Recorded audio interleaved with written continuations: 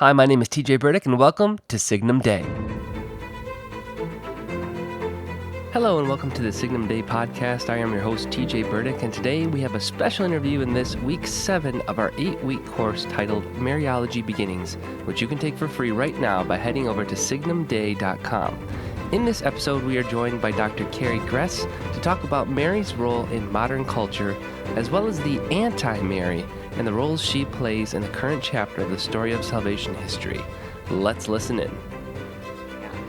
All right, so, we read in Scripture various descriptions of the Antichrist. You recently published a book that focuses on the anti-Mary. So just who or what is this anti-Mary, and why is it imperative to identify her? Well, yeah, that's a great question because obviously my book is called The Anti-Mary Exposed. So what is this person? In fact, it was funny because even with the publisher, we had to figure out how do we spell it because the word didn't really exist. And so it basically goes back to the idea of a spirit that is affecting individuals instead of, or even whole communities, instead of a person of the anti-Mary. I think we could all think of women in our culture today that might be good candidates for that. But I'm not trying to point out one specific individual. I'm looking more at it as a spirit, the way St. John speaks of a spirit of an antichrist in one of his letters.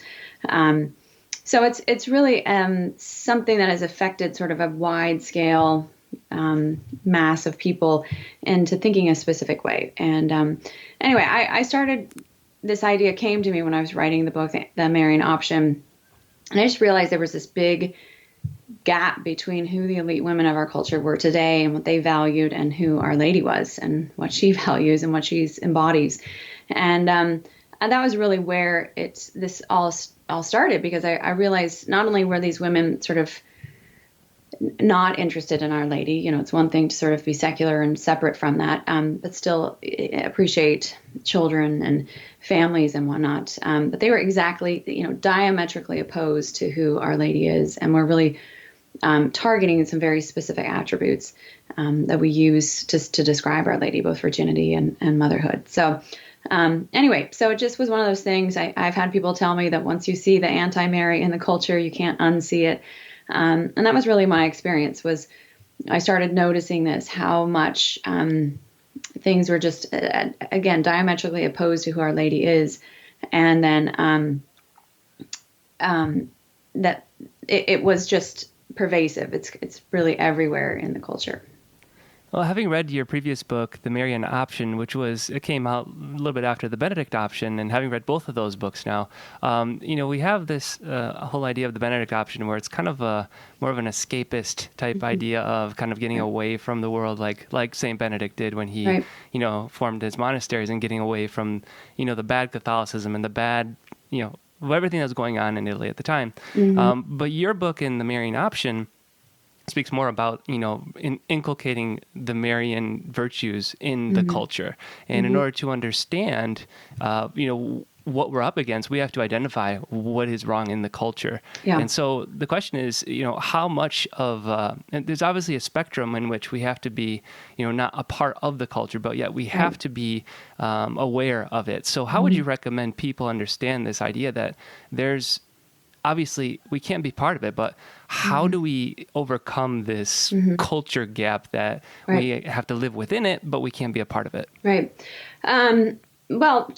First of all, of course, we have to identify it, and we have to also recognize, just the beauty of the Holy Spirit. The Holy Spirit always sends the right saints for the specific time. So St. Benedict's perfect example of how, the culture is crumbling, Rome is falling, and so he goes out of it to preserve what is necessary for Christianity to eventually come to flourish, come into its own, and to grow, and for communities to build up around it and all of that. But we can also see that, it doesn't stop with St. Benedict. You've got someone like St. Francis, who was the little poor man who shows up when the church is choking in riches. You've got the Jesuits that show up right when around the time of the Reformation. So I think it's fair to look at our own culture and say, really, it's a century when the women have gone crazy. And we know that when, the direction that women go, that men are going to follow them, unfortunately, which is not to say that there aren't amazing men out there that can hold their own. But fundamentally, it's that this is just the way that it operates. Fulton Sheen has this fabulous quote about how you can measure a society based on the virtues of its women, because of the fact that we are either, men are going to strive to be worthy of us, or in the opposite culture, women are, running riot with the men, as Joseph Pierce had just described it. And in that case, you have just pure destruction of the family and the culture. So I think it's very easy to look at this last century and say, there's this incredible uptick of both women behaving badly, but you've also got this incredible devotion to Our Lady that has developed, starting with Pope Leo XIII. I mean, he wrote something like 13 encyclicals about Our Lady alone. And then, of course, all the subsequent popes have had strong devotions to Our Lady. Certainly, we see that in the last three popes. And not to mention all the uptick in the number of apparitions as well. My friend Michael O'Neill, the Miracle Hunter, has done an amazing job of chronicling all of those for us on his website. And it's pretty incredible to just see how many apparitions have happened. Now, of course, all of those aren't church approved and whatnot, but I think they speak also to the fact that Our Lady very much wants to be involved with us and to help us, restore civilization. And we know she's done it before. And that was the fun part about writing the Marianne option, was to just really see how involved she has been historically in restoring cultures, whether it was people are facing disease, famine, Islam, secularism, all these different kinds of threats she's dealt with. So, our situation is slightly different in the sense that women really have been attacked in a very specific way, but it's certainly not beyond her reach. And I think that this is what we're seeing within the church, within Marian devotion, and all this direction. People are being directed towards that kind of devotion, and then she steps in, and I think this was a great thing about the difference between the Marian option and the Benedict option, is the Marian option is very person specific. She knows what God has in store for all of us, so we don't have to go looking for some sort of cookie cutter that we need to fit ourselves into. But in fact, she's the one that will help our vocation unfold and our mission unfold when we're trusting in her, when we're consecrated to her, and when we really see her as a mother. So it then becomes very specific to the individual, and she works with our own gifts and the mission that we have, instead of, again, us trying to fit into something that might not be a place where we're meant to be. That's a phenomenal point. When you think about, a good mother takes care of her children, but she understands the differences between her children. Right. And she knows their strengths and their weaknesses and does everything in her power to make sure that they will succeed in life. And obviously with Mary, more importantly, succeed in the afterlife, right? Yeah, exactly.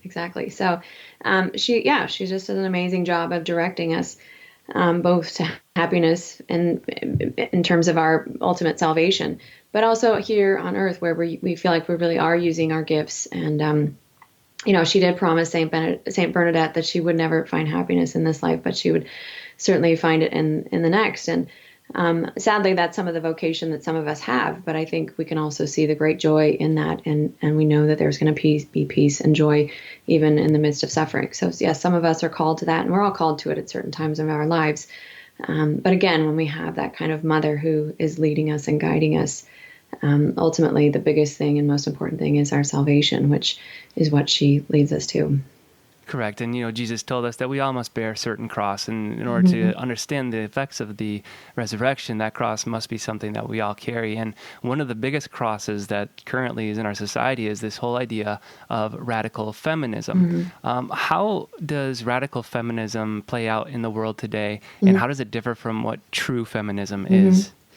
That's a big question. What's been really interesting is I've done a ton of research on radical feminism, and if you look at the roots of it, it really was kind of a combination, deadly combination of Marxism and the occult. If you look at a lot of these women, a lot of the stories are coming out now about what happened in the 1960s and 70s, and if you think of some place like Woodstock, I mean, the Woodstock was not, they're celebrating 50 years of it this week or this month or something. And this was not a place of, where we should really be putting the stake of cultural pride in that. I mean, this is just basically a huge outdoor orgy. And in so many ways, this is exactly what was happening. You had all these women, there were just hundreds of them, that so many of them had issues, particularly with their own mothers. And Phyllis Chesler has written in a new book, it just came out last year, where she discusses that all these women called themselves the lost girls because they were not, the quote unquote kind of nice girls that parents would want to see brought home by their sons. And they found this sort of sisterhood where they were all broken and lost together, and really were focused on destroying, the patriarchy, destroying the family, ushering in things like eroticism, homosexuality, promiscuity, prostitution, all of these things. Lesbianism was another huge piece of the puzzle that was really involved in radical feminism.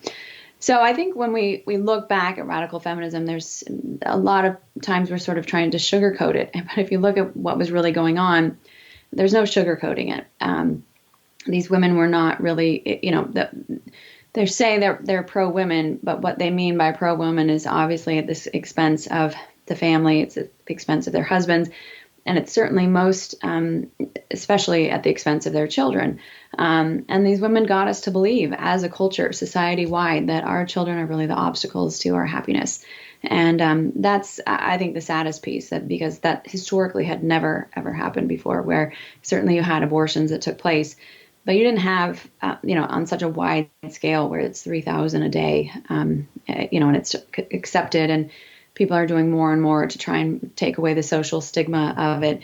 There's a whole website that Oprah has donated millions to, rather, called Shout Your Abortion. And it's all these stories of women having, taking pride in the abortion that they had. And it's just tragic. So anyway, I think those are the fundamental values that we see in radical feminism. Of course, those are not the values of all women, but the more research that I do, it's actually fascinating to see, because I think if you look at the Protestant Reformation, one of the things the Protestant Reformation did was it got rid of Our Lady, and it also got rid of female religious orders. So essentially, they took away the very unique ways in which women can reach God and can understand themselves in relationship to God. And so what's left is, of course, the husbands, who are then become the pastors and the leaders of the spiritual life. They're not priests. They're not separate. They're sort of just part of the family. And you can see immediately how this could create this kind of resentment, because now women don't have this unique sense of how they can reach God through motherhood or spiritual motherhood or through virginity. But they just have to sort of follow along whatever the male clergy is telling them to do. And so you can see how feminism is really, at its heart, it's not a Catholic problem. It didn't come from us. It came from Protestantism. Catholicism has always had the solution to it. And yes, there's obviously been instances where women haven't been treated justly by the church. But by and large, even the understanding that we have of our dignity as being equal to men, that came from Christ. That came from devotion to Our Lady. It came from centuries and centuries of fleshing all of that out, fleshing out Mariology, and understanding that women have this equal dignity to men. So it's almost ironic that the church gets so attacked when the church is really the one that brought this radical new idea into the world. It didn't come from the Greeks. It didn't come from Islam. It didn't come from the East. And so it's incredible to see where it really has come from and how this has played itself out. And of course, there's nothing worse to most radical feminists than the Catholic Church. And yet, ironically, the Catholic Church has been the best place for women throughout history. And I think that's a message that we need to start doing a better job of getting out there, is just recognizing, who are the happiest women in the culture today. It's Catholic women, faithful Catholic women. And we just aren't telling people about it, I think, because a lot of times we feel kind of on the defensive, or people wouldn't be interested in hearing about the church. And yet people are starving for the truth. And, we've got it at our fingertips. We just need to do a better job of telling women about it. You mentioned that radical feminism was predated by female characters from ancient lore, such as Medusa and Isis and others, but you highlight three in particular in your book that made the greatest impact in today's world, namely Jezebel, Eve and Lilith. Hmm. Can you choose one of those and tell us how her spirit has infiltrated the essence of womanhood? Yeah. I'd love to talk about Lilith. Lilith is just this fascinating character that I originally stumbled upon her because I kept noticing the name come up. There's a music festival that Sarah McLachlan put on for female artists called Lilith Fair. There was a Lilith Fund set up after Hurricane Harvey for women to get abortions, and I was just kind of intrigued by this. Why do they keep choosing this name? And so I started looking into who Lilith was, and Lilith's story goes back, way back, even before our own scriptures, Samaria and Egypt and Mesopotamia and all of that. And basically, she's this woman that radical feminists love her because she doesn't bow down to the patriarchy. Is really what they're why they're putting her on a pedestal. But what they're missing, of course, is that she can really be described as she's a night terror, and she seduces men and kills babies. And it's really fascinating if you sort of look at what the 1960s was all about. Seducing men. Look at Cosmopolitan magazine. I mean, it was set up expressly to be the counter, the female version of Playboy. And killing babies. Well, what does contraception and abortion do other than kill our children? So, but what is more interesting to me was just to see how prevalent she was as a storyline. And even the word lullaby comes from the Arabic of keep Lilith away. You've got all this historical, artifacts. People had these bowls that they kept at the threshold of their house that somehow kept Lilith out, and amulets and all kinds of things. I mean, this is a very prevalent mythological story. But I also ended up talking with Father Ripperger, who's an exorcist, about her. And he said that, yes, it's a real demon, and it's one of the 5 toughest to exorcise. But the fascinating thing about Lilith is just even the fact that he said, all demons are genderless, but when they manifest themselves as male. He said, except Lilith is generally manifests as male, except when he is trying to trick people, and then he will appear as a woman. So it's sort of ironic that this figure that's being held up as this woman that won't bow to the patriarchy is in fact a demon that is masquerading as a woman that's actually male. So anyway, there's just so many incredible tentacles to Lilith. James Joyce called her the patron saint of abortion, and there's still a lot of ugly stuff. But even if you put aside all of the demonic elements, I think that Lilith's story kept getting retold because it was a warning to us. And you can see this in mythology a lot, that if you act like this is what will happen within the family, within the culture, within your community, within your tribe. It's just going to wreak destruction among them. And so this is why the story got told over and over again. And you can see this not just with Lilith, but Jezebel and others, that these are important stories to tell, to help us know how to live. And then, of course, Our Lady enters in the picture, and she offers us a way, an example to actually follow instead of just a warning. She gives us true virtues that we can then emulate and follow. So it's sort of almost this connection between the Old Testament with all of its prohibitions, thou shalt not, and then the New Testament coming along, giving us the things that we ought to do. So in any event, it's just interesting to see what happens when we toss all of those things aside, when the Lilith stories are forgotten or rewritten, or when Judaism and Christianity are weak. This is what these women in the 60s were doing. They thought they had invented all of this, that this was sort of a brand new thing that they were about, not realizing that, of course, there were centuries and centuries of warnings against this very kind of behavior, but they just hadn't read it, but they thought that they were doing something new. So anyway, it's amazing when you start digging into just these same old patterns of behavior that we've been warned about, and yet, if the warning doesn't get to us, it's hard to learn and act on that wisdom. Yeah, I think it's interesting that you point out that there's a belief in the culture that Catholicism and especially Christianity in general is just this whole markup of rules, this whole idea that Hmm. as long as you follow these rules, you'll be fine. But then there's so many people who rebel against these rules because they don't see them as edifying. And I'm reminded Right. of G.K. Chesterton's quote, yes, my religion has rules, it has walls, but they're the Mhm. walls of a playground.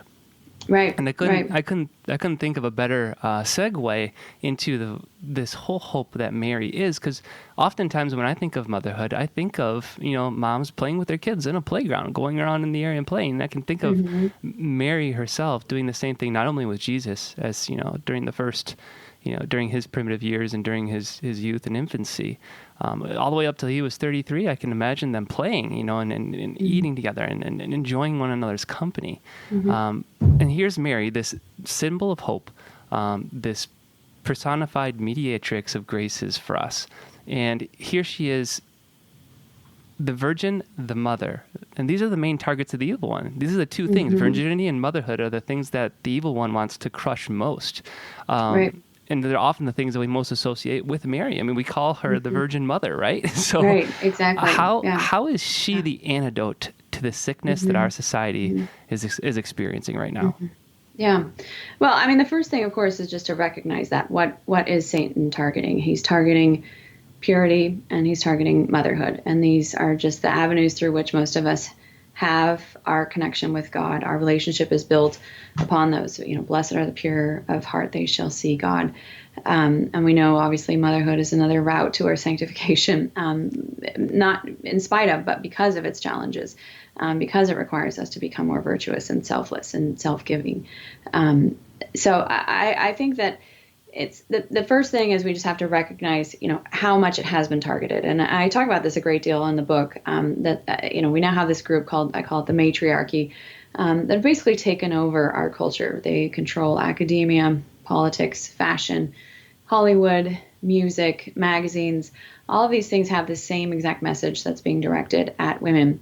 And anything that sort of smacks of virginity or motherhood is really almost, ridiculed. And so we have to wonder, okay, why is Satan targeting these things? And it's because they are so incredibly powerful. I know Sue Ellen Browder has talked about how she wrote for Cosmopolitan magazine for years.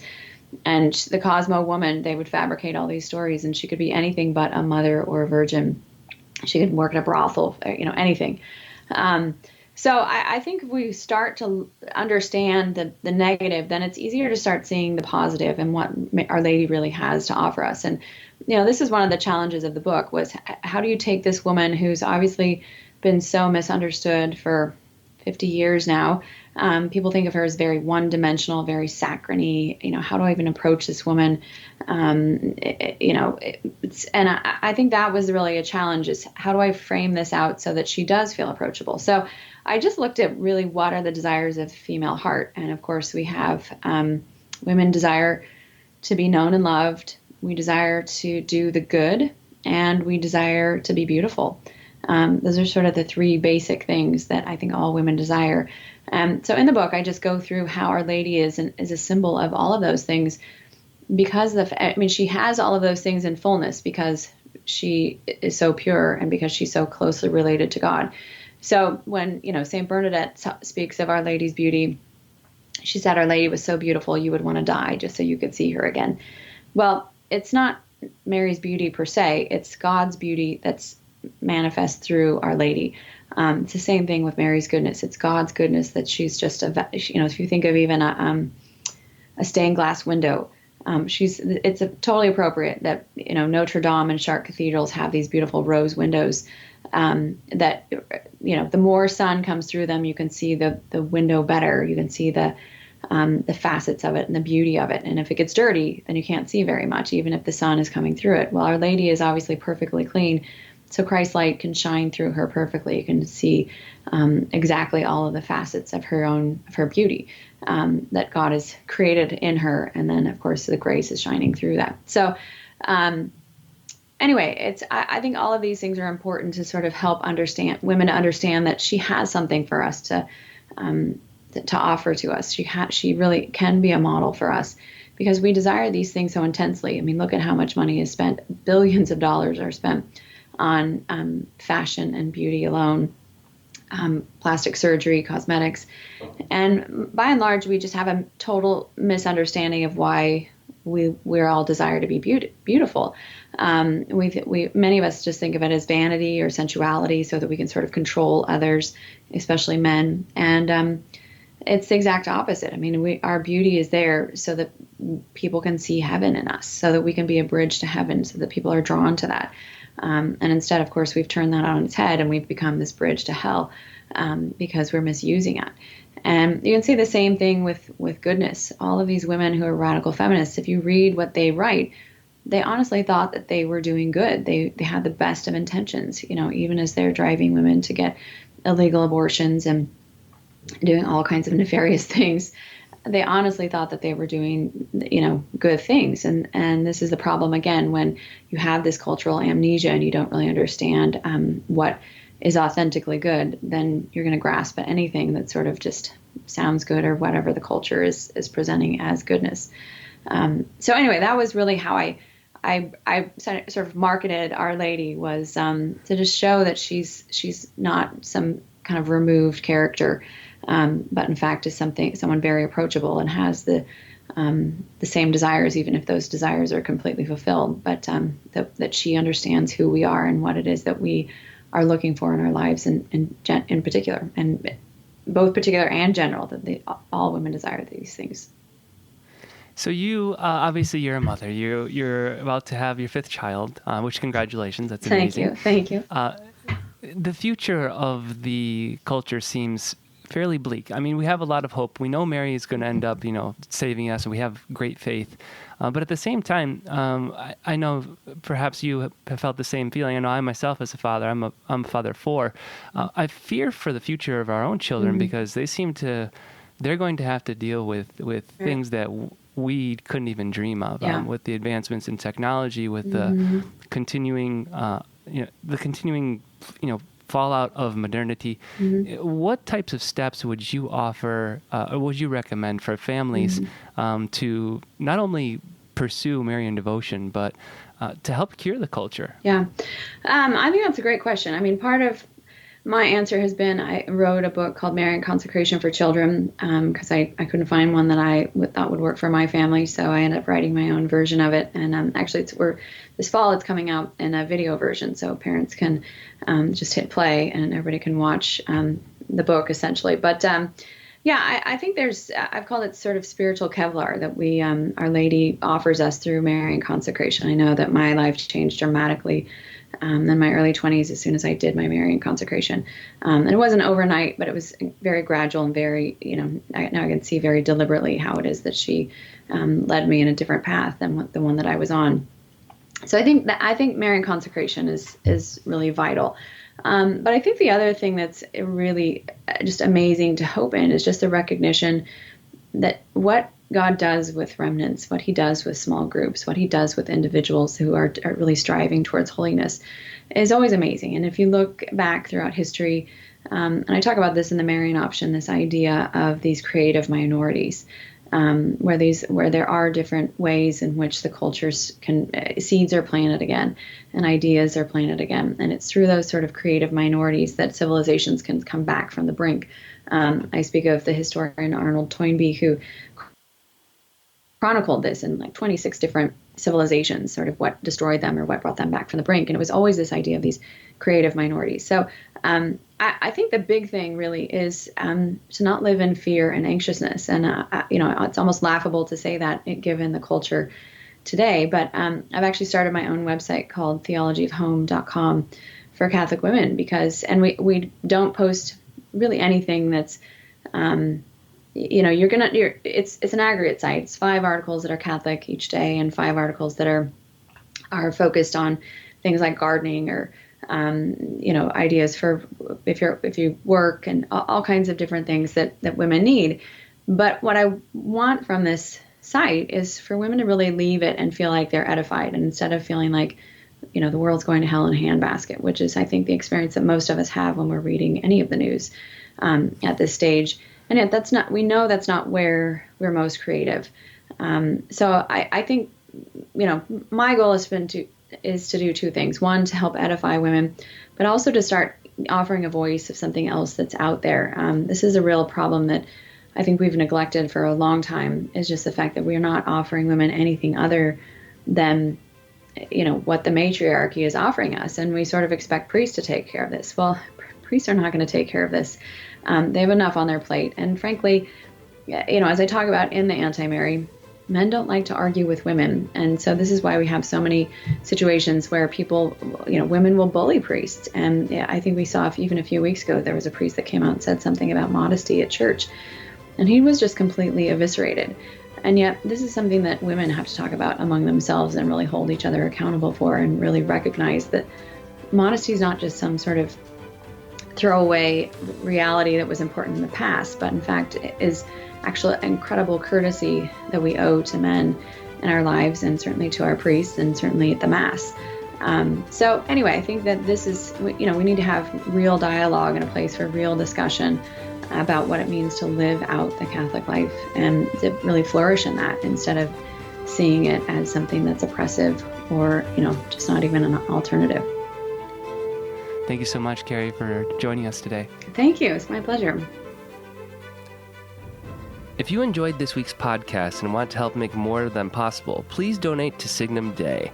Everything we create is free to the world, but we need donations to keep our courses running and our podcast live. If everyone listening right now could just give $3 a month, we could do so much more. So head over to signumdei.com and click on the membership tab to help us out. Thanks so much.